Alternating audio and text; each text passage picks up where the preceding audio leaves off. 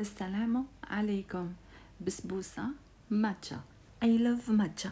أنا من عشاق هذه البودرة ونحطها في شحال من حاجة، من غير المشروب الشهير تقدري تحطيها في المخبوزات، في الحلويات، كيما تحبي. وطبعا البسبوسة تاعنا يجي لونها أخضر. وما ننساوش باللي مذاق الشاي جات خفيفة كيما تشوفوا ومشربة، تقدميها بالكريمة ولا مقطعة عادية. نروحو ندخلو في طريقة التحضير. نبداو بالسيغو الشربات تاعنا، نوجدوها هي الاولى كاس سكر، 2 كيسان تاع الماء، ونحطو لها شويه تاع القرص ونحطوهم يطيبوا فوق النار 5 دقائق ونطفي عليها. نوجدو العجينه تاعنا، 2 حبات بيض، نص كاس سكر، نص كاس زيت، كاس غربع حليب بارد.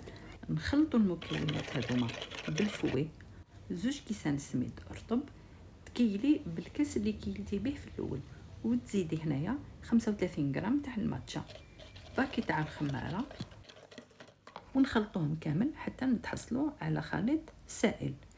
تحكمي سنيوه تحطي فيها شويه زبده وترشيها بالسميد، وتفرغي كامل هذيك العجينه تاعك، وندخلوها تطيب في الفرن على 180 درجه لمده 30 دقيقه. نجبدوها تكون حمرت شويه، الشربات تاعنا بارده، نفرغوها كامل عليها نخلوها تشرب، من بعد قطعيها وقدميها. تقدري كيما قلت لك في الاول انا درت اون كريم باتيسير نورمال، ومن الفوق ديكوريتها بلي فروي كونفي، شويه بيستاش وشوكولا بلون. دركا نقولكم صحه فطوركم، في امان الله.